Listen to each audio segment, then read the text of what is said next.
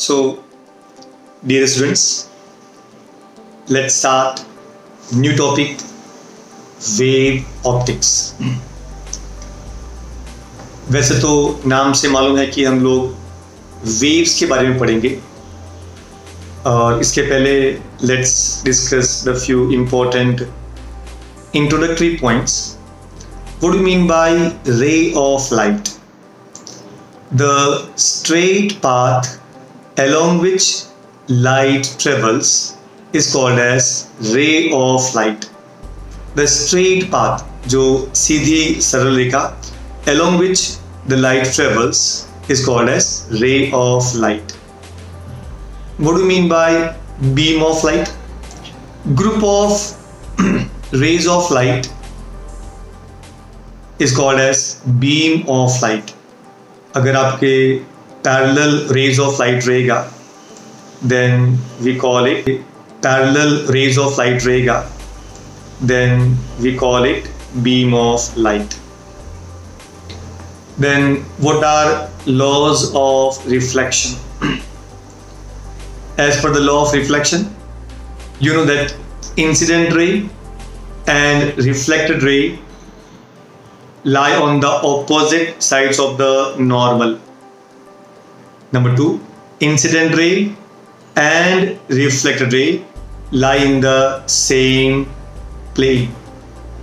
Number 3, angle of incidence is equal to angle of reflection. तो ये तीन थे laws of reflection. उसके बाद में laws of refraction. Incident ray and refracted ray lie on opposite sides of the normal and along with the normal they lie in the same plane. Number 2, the ratio of sine of angle of incidence to sine of angle of refraction is constant. This ratio is called as Snell's law. तो ये थे two laws of refraction. ये basic थे. तो जैसे मैंने कहा था ये जो सेकंड लॉ है रिफ्रैक्शन का it is also named as Snell's law. Now what do you mean by refractive index of medium? Refractive index of medium is defined as the ratio of velocity of light in vacuum to the velocity of light in that medium.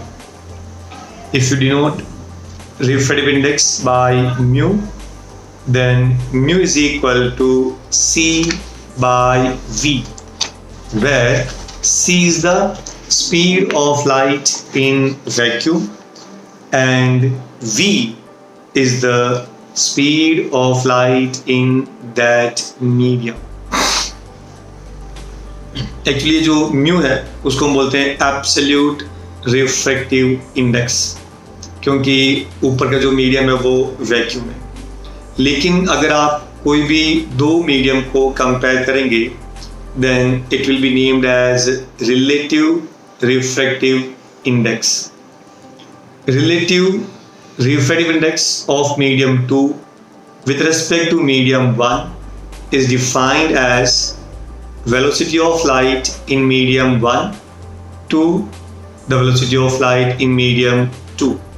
That means mu 2 with respect to 1 is equal to V1 by V2. ये था आपका introductory part. अब actually इस chapter में main part पे आते हैं. The first is corpuscular nature of light.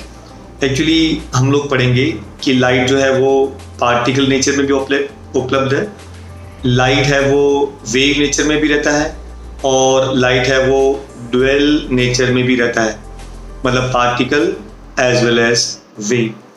तो अलग अलग साइंटिस्ट ने अलग अलग थ्योरीज दी है.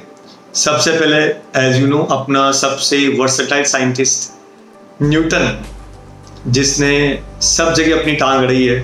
आपको शायद याद रहेगा कि सबसे पहले न्यूटन्स का लॉ आया था मैकेनिक्स में, एंड ये जो लॉज थे सुपर डुपर हिट थे, मतलब सुपर हिट थे वो लोग, मतलब एक्चुअली इतने इजी थे और इतने एप्लीकेबल थे कि आज भी we use these Newton's laws of motion only. अभी वैसे इन लॉज में कुछ ज़्यादा डीप वाली बात नहीं है, लेकिन चूंकि न्यूटन ने बोल दिया तो वो न्यूटन के लॉज हो गए। अगर उस समय आप होते तो ये आपके लॉज भी हो सकते थे। कैसे? सपोज फॉर एग्जांपल स्टार्टिंग में उन्होंने क्या बोला कि अगर कोई ऑब्जेक्ट कहीं पे पड़ा है तो पड़ा ही रहेगा। ये आपको भी मालूम है और मेरे को भी मालूम है कि अगर सपोज अपने टेबल पे अगर आपने पानी का गिलास रखा है तो वहीं पे रहेगी। अगर आपने टेबल पे कोई मोबाइल रखा है तो वो मोबाइल टेबल पे ही रहेगा जब तक कोई ढाप के लेके नहीं जाएगा। आई मीन टू से जब तक आप उसके ऊपर कोई एक्सटर्नल अनबैलेंस्ड फोर्स यूज नहीं करेंगे तब तक पार्टिकल वहीं पे रहेगा। ये था न्यूटन का फर्स्ट लॉ। इसमें कोई रॉकेट साइंस नहीं है, लेकिन चूंकि मैंने क्या बोला कि अगर चूंकि न्यूटन ने बोल दिया तो ये न्यूटन का लॉ हो गया। बाकी है वो सिंपल, अगर कोई object should be inanimate body, मतलब जिसमें जान नहीं है। लेकिन अपने देश में तो सीमेंट में भी जान होती है, आपने देखा रहेगा अंबुजा सीमेंट, उसमें भी जान है। मतलब आई मीन टू से any inanimate body continue to maintain its state of rest or uniform motion along straight line unless any external unbalanced force acts on it। जब तक उसके ऊपर कोई एक्सटर्नल अनबैलेंस फोर्स एक्ट नहीं होगा तब तक वो ऑब्जेक्ट वहीं पे रहेगा। आप मैंने बोला ये न्यूटन फर्स्ट लॉ था और बहुत सिंपल था। मतलब अगर कोई ऑब्जेक्ट कहीं पे पड़ा है तो पड़ा ही रहेगा जब तक कोई ढाप के लेके नहीं जाएगा। ये हम लोग ने हिंदी में बोला है और उसने अपनी लैंग्वेज में बोला होगा, बस इतना ही फर्क है। अब चलते हैं Newton second law of motion. एकदम सिंपल है, एक फुटबॉल है और उसको किक मारने का है। अगर कोई पतला सा आदमी को बोलेंगे भाई किक मार, तो वह 1 से 2 किलोमीटर जाएगा, मतलब ऑब्वियसली 100 से 200 मीटर ही जाएगा। लेकिन अगर कोई मान लो बड़ा एकदम स्ट्रॉन्ग आदमी बोलेंगे, जैसे एक ज़माने पहले दारा सिंह जी थे, अगर उनको बोलेंगे आप किक मारो तो हो सकता है कि वो 2 किलोमीटर 3 किलोमीटर चला जाए। आई मीन टू से जितना आप फोर्स लगाएंगे उतना उसका मोमेंटम चेंज होगा, जितना फोर्स कम लगाएंगे उतना मोमेंटम कम चेंज होगा। मतलब the change in momentum is directly proportional to the force applied on it. I mean to say rate of change of force. I hope you got it. So I mean to say the change in momentum is directly proportional to the applied force which takes place in a direction in which force acts. जिस direction में आपने football को kick मारा है obviously football उसी direction में जाएगा, उल्टा नहीं जाएगा। ये आपको भी मालूम है और हमको भी मालूम है, लेकिन न्यूटन ने पहले बोल दिया इसलिए न्यूटन का सेकंड लॉ हो गया। थर्ड लॉ तो और भी सिंपल है, every action has equal and opposite reaction. आप किसी लड़की को छेड़ो, वो खींच के जोर से आपको थप्पड़ मारेगी, ऑब्वियसली एक्शन एंड रिएक्शन होता ही है। ये तो आपको मैंने ऐसे ही थोड़ा सोशल एग्जाम्पल दिया। अदरवाइज फॉर एग्जाम्पल अगर आप बोट पर हैं और बोट पानी में है और आप एकदम किनारे पे खड़े हैं और जैसे अगर आपको ज़मीन पे आना है तो बोट से, तो आप बोट को पीछे जोर से धक्का मारेंगे पैर से तो ही आप आगे जंप कर पाएंगे। सो कहने का मतलब हुआ कि जितना आप पीछे जंप करेंगे उतना आप आगे आ पाएंगे। तो ये था आपका every action has equal and opposite reaction. तो ये लॉज तो बहुत सिंपल थे। तो अभी न्यूटन को क्या लगा कि अरे भैया मैं तो इस दुनिया का सबसे पहला साइंटिस्ट हूँ और मैं ही आखिरी हूँ, तो चूंकि हो सकता है बाकी लोग कुछ दूसरे लॉज दे पाए नहीं दे पाए, इसलिए सबका सब काम मुझे ही करना पड़ेगा। एंड देयरफॉर उसने अपने जो हाथ है वो आजमाए थे विस्कोसिटी में भी, उसमें भी था न्यूटन्स लॉ ऑफ विस्कोसिटी। उसके बाद में आपको शायद याद रहेगा कि साउंड में भी न्यूटन ने अपना हाथ आजमाया था। ये अलग बात है कि वहाँ पे भी वो फेल हो गया। उसका उसने जो स्पीड मिला बाय हिज एक्सपेरिमेंट वो एग्जैक्ट नहीं था and therefore it was discarded. इसके बाद में भी फिर भी वो अपनी आदत से बाज नहीं आया और then he gave the different law for light, और लाइट में भी पहली बार न्यूटन ने ही अपना लॉ दिया था। ये अलग बात है कि यहाँ पे भी वो साफ फेल हो गए थे, फिर भी we should be very grateful to him कि उन्होंने अपने को एक दिशा तो दिखाई कि भाई लाइट क्या होता है, कैसा नहीं होता है, एंड आप उसके आगे प्रोसीड कर सकते हैं। So thank you very much Newton ji, आपने हमको ये सब रास्ता दिखाया। अच्छा, अभी न्यूटन ने क्या बोला था जरा सोचिए। एक्चुअली उसने कुछ ज़्यादा एक्सपेरिमेंट किए ही नहीं थे। उन्होंने क्या देखा कि जो प्रैक्टिकल क्या होता है, लॉजिकल क्या होता है, उन्होंने वही अप्लाई किया था। तो सबसे पहले उन्होंने अपनी थ्योरी का नाम दिया था न्यूटन्स थ्योरी ऑफ कॉर्पस्कल्स, मतलब कॉर्पस्कुलर थ्योरी। ये थ्योरी क्या थी, ज़्यादा ध्यान दीजिए one by one. Light consist of very small and minute particles called as corpuscles. Corpuscles are perfectly rigid spheres having negligible mass. Number 3, due to high speed, they always travel along straight path. This phenomenon is called as rectilinear propagation of light. Then different colors of light are due to different size and mass of corpuscles. We feel the sensation of light when these corpuscles enter the retina of our eyes. अभी Newton ने क्या बोला कि ये reflection क्यों होता है, तो उसने क्या बोला कि जिससे फॉर एग्जाम्पल सरफेस है, जब लाइट इस पे फॉल होगा so there will be elastic collision, मतलब there will be force of repulsion, और आपका जो लाइट है वो उसी डायरेक्शन में जाएगा। So according to Newton reflection takes place due to force of repulsion. तो लोगों ने पूछा भैया ये रिफ्रैक्शन क्यों होगा, बोला वेरी सिंपल, जब कोई आपका सब मीडियम है और जब रे ऑफ लाइट वहाँ से फॉल होगा तो वो मीडियम उसको अपनी तरफ खींचेगा, और जब अपनी तरफ खींचेगा तो लाइट उस डायरेक्शन में चला जाएगा और रिफ्लेक्शन होगा। तो लोगों ने बोला कि व्हाट अबाउट द ग्लास, उसने बोला वेरी सिंपल, अगर रे ऑफ लाइट एयर से आ रहा है और ग्लास पे फॉल हो रहा है तो ग्लास उसको अपनी तरफ खींचेगा। तो जब ग्लास उसको अपनी तरफ खींचेगा इसका मतलब क्या हुआ, कोई कुछ सडन स्पीड से आ रहा है और ग्लास उसको और उसी डायरेक्शन में खींचेगा तो डेफिनेटली उसका स्पीड बढ़ेगा। तो न्यूटन जी ने क्या बोला कि the speed of light in denser medium is greater than the speed of light in rare medium. जरा ध्यान दीजिए, ये उनका पॉइंट रॉन्ग था। एक्चुअली होता क्या है, आपको मालूम है कि ग्लास में स्पीड कम रहता है और एयर में स्पीड ज़्यादा रहता है, लेकिन न्यूटन का जो एक्सप्लेनेशन था ना कि फोर्स ऑफ अट्रैक्शन वाला, वो एक्सप्लेनेशन रॉन्ग था, उसकी वजह से उनका ये पॉइंट भी रॉन्ग हुआ। उन्होंने क्या बोला, रिफ्रैक्शन क्यों होगा, when any medium attracts the light, और जब because of force of attraction the light will travel from one transparent medium to another transparent medium, and due to this force of attraction there will be refraction, और जब attract करेगा तो obviously उसका speed बढ़ेगा, and hence Newton ने क्या बोला कि the speed of light in denser medium is greater than the speed of light in rarer medium। ये उनका स्टेटमेंट वो रॉन्ग था। I hope you got it. तो ध्यान दीजिए, according to Newton the speed of light in denser medium is greater than the speed of light in rare medium. अच्छा, अब उन्होंने क्या बोला, जैसे अगर आप कैंडल जलाएंगे तो वो कोल्ड सोर्स ऑफ लाइट है, इसलिए जो लाइट है वो कम डिस्टेंस ट्रेवल करेगा और वहाँ का स्पीड कम होगा, ऐसा न्यूटन ने बोला। और जो सन है इट्स अ हॉट सोर्स, और हॉट सोर्स है तो मतलब टेम्परेचर बहुत ज़्यादा, और जब टेम्परेचर बहुत ज़्यादा है तो उसका speed will be very large, ऐसा न्यूटन ने बोला। तो न्यूटन ने क्या बोला कि the speed of light depends upon temperature of the source, मतलब अगर सोर्स का टेम्परेचर ज़्यादा तो speed will be more, if the temperature is less speed will be less.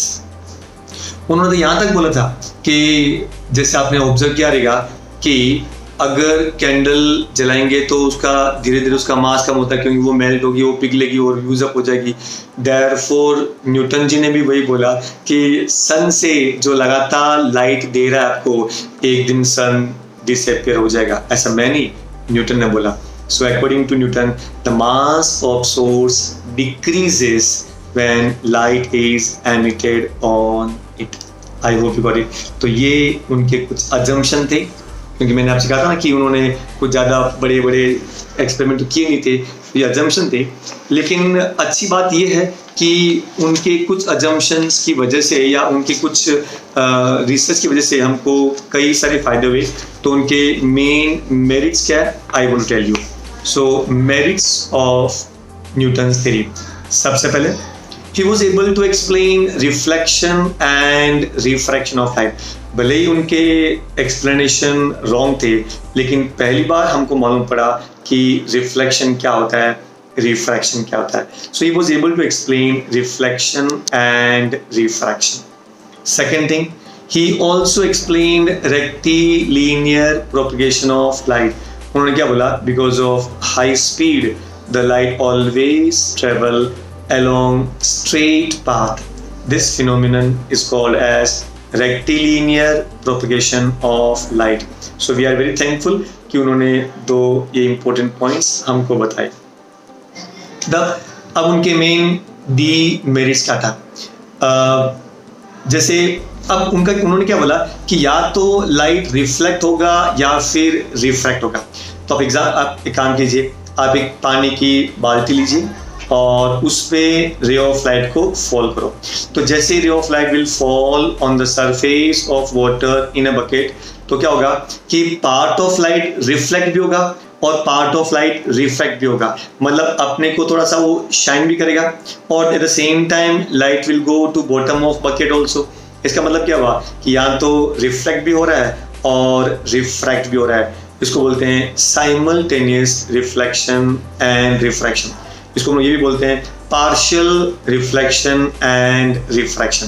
तो ये जो फिनोमिना है वो न्यूटन एक्सप्लेन नहीं कर पाए थे। सो पॉइंट नंबर 1 क्या है, he fail to explain simultaneous reflection and refraction. दूसरी बात, उन्होंने क्या बोला कि the speed of light in denser medium is greater than the speed of light in rarer medium. Actually ये भी उनका जो पॉइंट है वो रॉन्ग था। तीसरा डीमेरिट उनका क्या था कि उन्होंने जो पार्टिकल नेचर था वो तो एक्सप्लेन कर पाए थे, लेकिन जो वेव नेचर था उनको वो एक्सप्लेन नहीं कर पाए थे। मतलब जो light in the form of waves, for example कोई भी दो वेव्स है वो आपस में इंटरफियर करता है, और जब इंटरफियर करता है ना तो अगर सेम फेज में रहेगा तो उनका एम्पलीट्यूड बढ़ जाएगा और ऑपोजिट फेज में रहेगा तो उनका एम्पलीट्यूड कम होता है। तो ये एम्पलीट्यूड किसका होता है, वेव का होता है, पार्टिकल का नहीं। और चूंकि न्यूटन ने ये बोला कि लाइट कंसिस्ट ऑफ पार्टिकल, इसके लिए उनके लिए कोई एम्पलीट्यूड नहीं, कोई वेव नहीं। So he was unable to explain interference of light, diffraction of light, etc. So these were the few demerits of Newton's theory of corpuscles. I hope you got it. Then point number 2 of this chapter, Huygens wave theory of light. अभी हमने क्या पढ़ा था कि light is particle in nature। ये किसने बोला, Newton ने। अभी नया साइंटिस्ट हाइगन ने क्या बोला कि light is wave in nature, मतलब लाइट का जो नेचर है वो वेव नेचर है। और उन्होंने जो एक्सपेरिमेंट किए थे उससे ये वेरीफाई भी होता है कि लाइट वेव नेचर भी है। सो उनके कुछ अजम्पशन क्या थे, एक्चुअली जब सबसे पहले उन्होंने बोला वेव नेचर तो उन्होंने ये बोला कि लाइट जो है वो it travels in the form of longitudinal waves. I repeat, according to Huygens, light travels in the form of longitudinal waves। बाद में उन्होंने modify किया और बोला कि it travels in the form of transverse wave। Number 2, different colors of light are due to different wavelength। Different colors of light are due to different wavelength। तीसरा, we feel the sensation of light when these waves enter the retina of our eyes। We feel the sensation of light when these light waves enter the retina of our eyes। अब actually उनसे भी एक गड़बड़ हो गई थी। Actually क्या था, कुछ सालों पहले साउंड डिस्कवर हुआ था और लोगों ने ये भी माना कि साउंड और लाइट ऑलमोस्ट एक जैसा ही है। एंड साउंड उन्होंने प्रूव भी किया कि sound can not travel through vacuum. तो उन्होंने बोला कि ऑब्वियसली अगर साउंड वैक्यूम से ट्रेवल नहीं करेगा तो लाइट भी वैक्यूम से ट्रेवल नहीं करेगा। इसका मतलब फिर उनको ये अज्यूम करना पड़ेगा कि लाइट को ट्रेवल करने के लिए कोई तो मीडियम की आवश्यकता पड़ेगी, और इसीलिए उनको ये अज्यूम करना पड़ा ज़बरदस्ती, क्योंकि अदरवाइज लोग मानेंगे नहीं। एक्चुअली ये हुआ कि जब पहली बार गैलीलियो ने ये कहा था कि it is the earth which revolves around the sun, लोगों ने बोला पागल हो गया, चल मेरे साथ ऊपर चल, चल छत पे चल, आपको बताता हूँ मैं। उसका हाथ पकड़े छत पे ले गया, बोला देख तू भी इधर खड़ा है, मैं भी खड़ा हूँ, और अर्थ भी इधर ही है, हम लोग हिले नहीं हिले, सामने वाली बिल्डिंग हिली नहीं हिली, देखना अभी सन ऊपर जाएगा। अभी देखिए 5 मिनट बाद में देखा, 10 मिनट बाद देखा कि सन ऊपर गया, बोले तू भी नहीं हिला, मैं भी नहीं हिला, बिल्डिंग भी नहीं हिली, लेकिन सन जा रहा है, इसका मतलब क्या हुआ, तू पागल बना रहा है हमको। एक्चुअली ये सन है वो मूव हो रहा है। तो इस प्रकार गैलीलियो को कम से कम 2 से 3 साल लग गया ये लोगों को समझाने के लिए कि it is the earth which revolves around the sun. और वो भी कैसे समझा, जब उन्होंने टेलीस्कोप डिस्कवर किया, उन्होंने 3 टेलीस्कोप लिया था, एक टेलीस्कोप सन की तरफ, एक टेलीस्कोप पोल स्टार की तरफ, और एक टेलीस्कोप किसी और जगह पे। और जब उन्होंने देखा कि पोल स्टार और सन के बीच का जो एंगल है वो ऑलमोस्ट, एक्चुअली रात को दिखता नहीं है, लेकिन if you see then he could see, तो उन्होंने देखा कि 2 चीज़ है वो फिक्स है, और तीसरा जो टेलीस्कोप था उसका एंगल को बार बार चेंज करना पड़ा। तो जाके उन्होंने लोगों को एक्सप्लेन किया कि it is the earth which revolves around the sun. तो आगे ने बोला कि भैया इतनी टेंशन मैं नहीं लूँगा मैं। तो उन्होंने बोला ठीक है, अगर लोग नहीं मानेंगे तो मत मानो, मैं बोल देता हूँ कि for light waves to travel a medium is required, and he named that medium as luminiferous ether. याद रखना, he named that medium as luminiferous ether, ये उन्होंने मीडियम का नाम रखा। अच्छा, जब लोगों ने पूछा कि ये मीडियम होता कैसा है, बोले very simple, highly elastic, it is highly elastic. Number 2, completely transparent, number 2 completely transparent, and number 3 zero density, मतलब इस मीडियम का डेंसिटी 0 होता है। तो आप सोच सकते हैं कि इवन जो एयर होता है उसका भी डेंसिटी होता है 1.29 किलोग्राम पर क्यूबिक मीटर, मतलब इवन एयर का भी डेंसिटी होता है। लेकिन उन्होंने क्या बोला कि इसका डेंसिटी 0 है, इसका मतलब कोई मीडियम है ही नहीं, लेकिन उनको ज़बरदस्ती मानना पड़ा। तो उनका ये अजम्पशन था कि for a light waves to travel a medium is required, और उन्होंने उस मीडियम को नाम दिया ल्यूमिनिफरस ईथर। और इसके 3 इंपॉर्टेंट प्रॉपर्टीज क्या बताया उसने। Number 1, the ether medium was supposed to be, number 1 highly elastic, highly elastic, number 2 completely transparent, number 2 completely transparent, number 3 zero density, number 3 zero density। ये 3 मैंने इसलिए इस पे एम्फेसाइज किया कि these 3 properties are very very important. I hope you got it. और उसके बाद में उन्होंने ये भी प्रूव किया कि the speed of light in rarer medium is greater than the speed of light in denser medium। उन्होंने ये भी वेरीफाई किया the intensity of light is directly proportional to square of amplitude। तो ये इनके जो एक्सपेरिमेंट थे वो परफेक्ट थे, तो ये उनके एजम्पशन थे। देन इनके मेरिट्स क्या थे। इनका मेरिट्स ये था कि जो वेव नेचर था वो उनको एक्सप्लेन कर पाया, और जो न्यूटन ने प्रॉब्लम किया था, मतलब जो न्यूटन का डीमेरिट्स था वो इनका मेरिट निकला। कैसे, इन्होंने क्या प्रूव किया, the speed of light in rare medium is greater than the speed of light in denser medium, ये उन्होंने वेरीफाई कर दिया एक्सपेरिमेंटली। दूसरी बात, he said that light can undergo simultaneous reflection and refraction, ये भी उन्होंने एक्सप्लेन कर पाया था। एंड तीसरा, he also explained interference and diffraction। तो ये इनके 3 इंपॉर्टेंट मेरिट्स थे। अब इनके डीमेरिट्स क्या थे। इनके डीमेरिट्स कौन से थे, जो पार्टिकल नेचर पे रहेंगे। पार्टिकल नेचर पे रहेंगे मतलब जो उन्होंने क्या बोला हाइगर ने कि light is in the form of wave, तो खाली उन्होंने वेव के बेस पे जो फिनोमिनन हुए थे उनको तो एक्सप्लेन कर पाया था, लेकिन पार्टिकल नेचर वालों को वो एक्सप्लेन नहीं कर पाया। तो पार्टिकल नेचर कौन से थे? Number 1, he was unable to explain photoelectric effect। क्या रहा?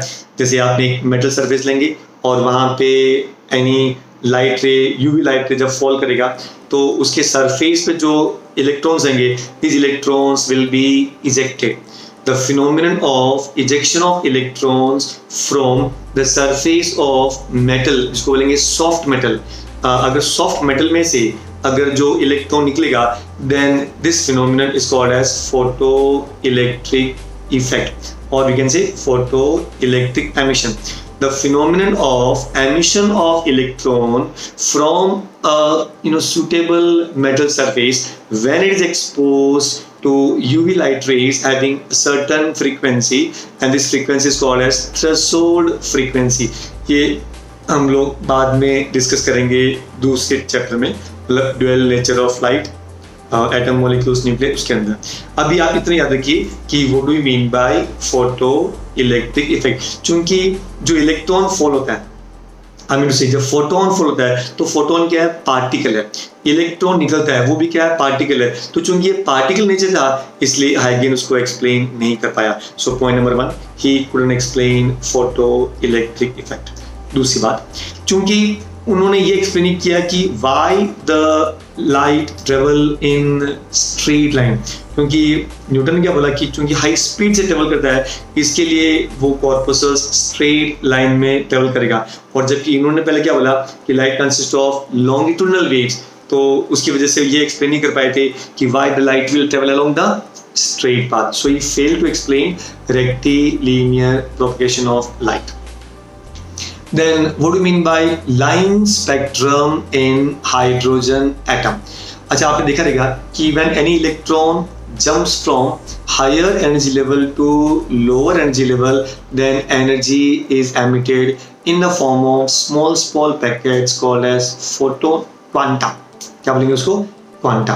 तो ये जो क्वांटा है, each part is called as quantum। तो और उसका एनर्जी होता है E is equal to h nu।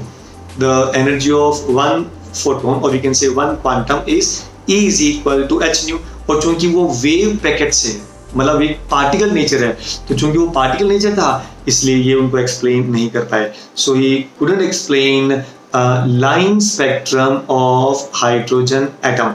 मतलब when any electron jumps from higher energy level to lower energy level, then energy is emitted in the form of small wave packets called as quantum।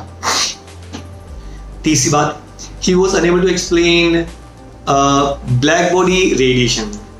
Actually ये हम पढ़ेंगे in a chapter named as kinetic theory of gases.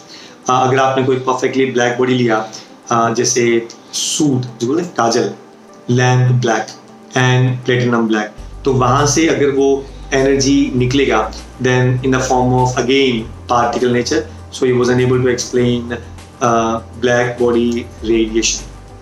Then he was unable to explain double refraction। वो double refraction भी explain नहीं कर पाए थे। And Raman's spectra वो explain नहीं कर पाए थे। So these were the few important points जिनका वो explanation नहीं दे पाए थे, क्योंकि ये सब के सब particle nature के थे। I hope you got it। So these were the demerits of Huygens wave theory of light। तो ये था आपका स्टार्टिंग का 2 topics of wave optics जो theory पार्ट था। अभी नेक्स्ट पार्ट के अंदर we will see all in the form of diagrams। I hope आपको ये टॉपिक समझे रहेंगे। So with this we will stop here only। See you soon। Bye।